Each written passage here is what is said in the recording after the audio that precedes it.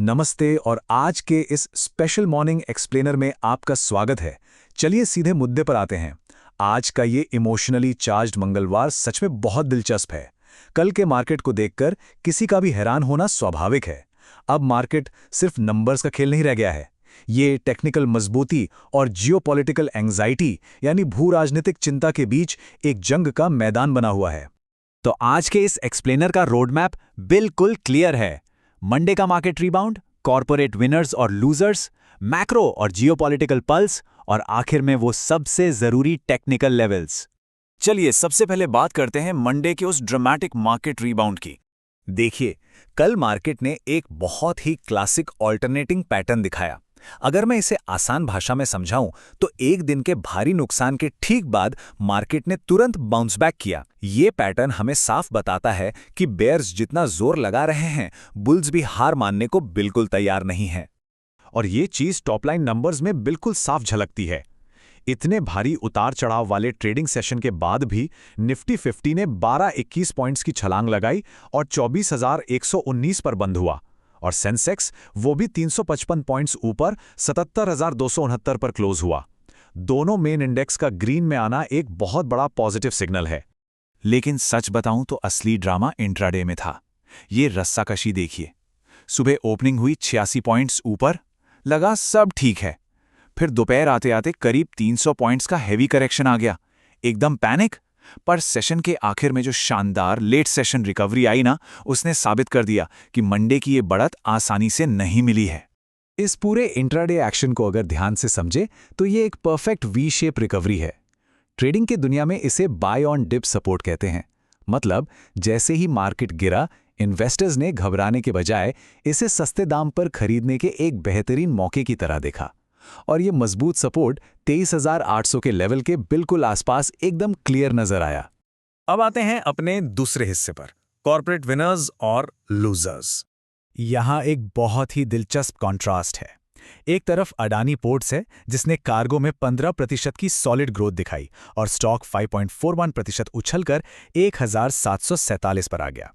दूसरी तरफ अडानी एंटरप्राइजेज है, जिसे 221 करोड़ रुपए का नेट लॉस हुआ। पर मजे की बात, वो भी ग्रीन में क्लोज हुआ, 2.68% ऊपर।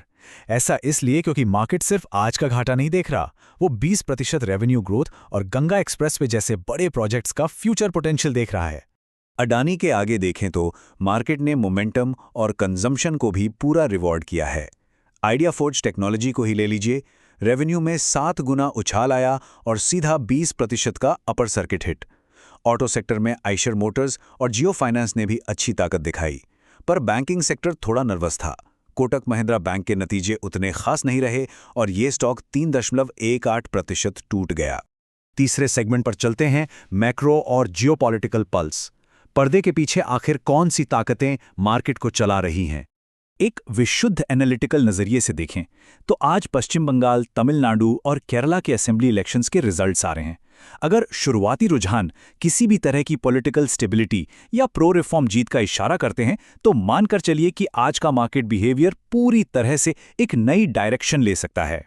और अगर ये स्टेबिलिटी मिलती है तो क्या होगा? एक massive short covering rally trigger हो सकती है। ये क्या होता है? बेसिकली जिन ट्रेडर्स ने मार्केट गिरने की उम्मीद में अपनी पोजीशंस शॉर्ट की थी, वो पैनिक में अपने स्टॉक्स वापस खरीदने लगेंगे ताकि नुकसान से बच सकें। और जब एक साथ इतनी बाइंग होती है तो कीमतें रॉकेट की तरह ऊपर की तरफ भागने लगती हैं। ग्लोबल फ्रंट की बात करें तो वहां थोड़ी सी राहत मिली है।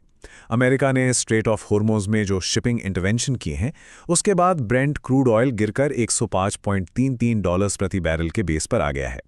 ये गिरावट मंडे की रिकवरी के पीछे एक बहुत बड़ा रिलीफ फैक्टर थी। पर ठीक इस राहत को बैलेंस कर रहा है एक चौंकाने वाला नंबर 94.85। ये डॉलर के मुकाबले रुपये का एक नया रिकॉर्ड निचला स्तर है। ये बहुत ही क्रिटिकल डेटा पॉइंट है। इसका सीधा सा मतलब ये है कि जो विदेशी संस्थागत निवेशक हैं, यानी FIIs, वो अभी लार्ज कैप स्टॉक्स में भारी मात्रा में पैसा लगाने से पहले बहुत सावधानी बरतेंगे। चलिए, अब मैं आपको हमारे आखिरी सेगमेंट की तरफ ले चलती हूं, वो अहम टेक्निकल लेवल्स जिन पर आज नजर रखनी है। जो लोग आज ट्रेड करने वाले हैं, उनके लिए ये चार्ट बिल्कुल एक चीट शीट की तरह काम करेगा। ये करंट बैटल ग्राउंड की बाउंड्रीज तय करता है। हमारा कंसोलिडेशन पॉइंट 24,185 पर है, जो 50 डीमा भी है। अगर मार्केट फिसलता है तो इमीडिएट मजबूत सपोर्ट 23,800 पर खड़ा है, लेकिन अगर तेजी आती है तो 24,334 और फिर सीधा 24,600 का रेजिस्टेंस इनका रास्ता रोकेगा। और हाँ, बाजार के डर को मापने वाला इंडेक्स यानी इंडिया विक्स थोड़ा ठंडा होकर 18.30 पर आ गया है। अगर ये आगे चलकर 16 की तरफ गिरता है तो समझ लीजिए कि अग्रेसिव इंट्राडे स्ट्रैटेजीज अपनाने का ग्रीन सिग्नल मिल गया है। वॉलेटिलिटी कम होने का मतलब है कॉन्फिडेंस का वापस आना। तो इन सारे फैक्ट्स को देखने के बाद विक्स अभी 18.30 पर है। ऐसे में सबसे बड़ा सवाल यही है, क्या आज इलेक्शन की स्टेबिलिटी इन बाहरी दबावों को मात देकर मार्केट में एक बड़ा ब्रेकआउट ला पाएगी, या फिर हम एक और गिरावट के लिए तैयार बैठे हैं? इस बारे में सोचिएगा जरूर। आज के इस एक्सप्लेनर में बस इतना ही। इन लेवल्स पर अपनी नजर बनाए रखिए और सीखते रहिए।